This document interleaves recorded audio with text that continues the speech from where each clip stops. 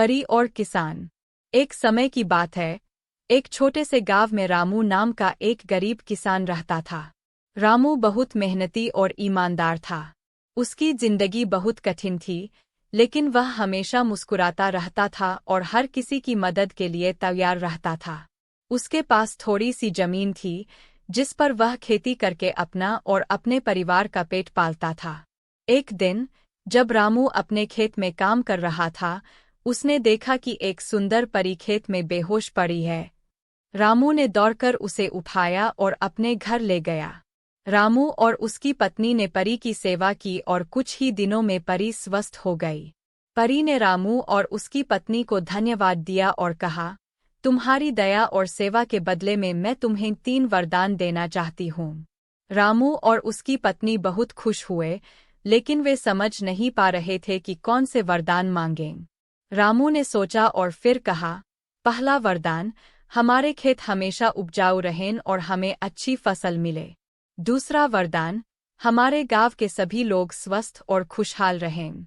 और तीसरा वरदान, हमारे पास इतनी धन दौलत हो कि हम दूसरों की मदद कर सकें। परी ने मुस्कुराते हुए कहा, तुम्हारे वरदान बहुत नेक है। तुम्हें ये वरदान अवश्य मिलेंगे। इतना कहकर परी ने अपनी जादुई छड़ी से हवा में कुछ घुमाया और 3 चमकीले सितारे रामू और उसकी पत्नी के ऊपर चमकने लगे। परी ने कहा, तुम्हारे सभी वरदान पूरे हो गए हैं। अब मैं विदा लेती हूँ। और वह परी गायब हो गई। रामू और उसकी पत्नी ने परी का धन्यवाद किया और अपने सामान्य जीवन में लौट आए। कुछ दिनों बाद रामू ने देखा कि उसके खेत में फसलें लहलहा रही है। पहले जहां मुश्किल से 2 वक्त की रोटी का इंतजाम होता था, वहीं अब फसल इतनी अधिक होती थी कि रामू उसे बेचकर अच्छा खासा धन कमा सकता था। धीरे धीरे रामू ने अपने खेत के साथ साथ अपने गांव के लोगों की भी मदद करनी शुरू कर दी।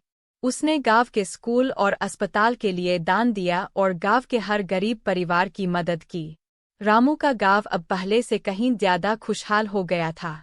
सभी लोग स्वस्थ और खुश थे और रामू के खेत की फसलें भी हर साल बम्पर होती थीं। रामू और उसकी पत्नी बहुत खुश थे। वे हमेशा एक दूसरे का साथ देते थे और हर दिन भगवान का धन्यवाद करते थे। उन्होंने अपनी बेटी की शादी भी धूमधाम से की और उसकी शिक्षा पर भी पूरा ध्यान दिया। उनके पास अब किसी चीज की कमी नहीं थी, लेकिन उन्होंने कभी भी अपनी विनम्रता और ईमानदारी को नहीं छोड़ा। एक दिन, जब रामू अपने खेत में काम कर रहा था, वही परी फिर से प्रकट हुई। परी ने मुस्कुराते हुए कहा, तुम्हारी मेहनत और ईमानदारी ने मुझे बहुत प्रभावित किया है। तुमने मेरे दिए हुए वरदानों का सही इस्तेमाल किया और अपने गांव को खुशहाल बना दिया। मैं तुम्हें और एक वरदान देना चाहती हूँ। रामू ने हाथ जोड़कर कहा, मुझे किसी और वरदान की आवश्यकता नहीं है। आपने जो दिया है, वह हमारे लिए काफी है। परी ने कहा, तुम्हारी यह विनम्रता ही तुम्हारी सबसे बड़ी ताकत है।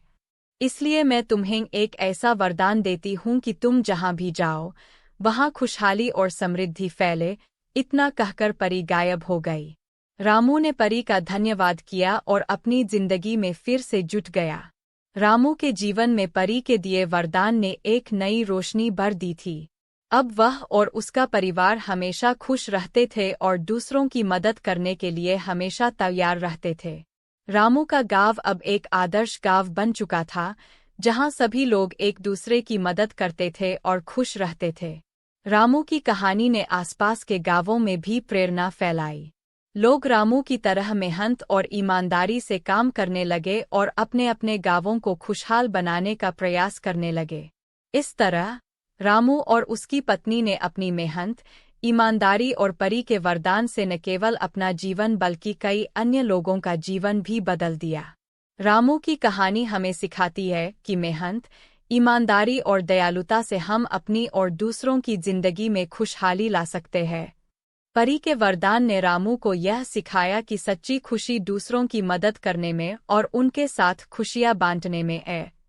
और इस तरह रामू का नाम सदियों तक याद किया जाता रहा, क्योंकि उसने अपने नेक कामों से कई लोगों के दिलों में अपनी जगह बनाई थी।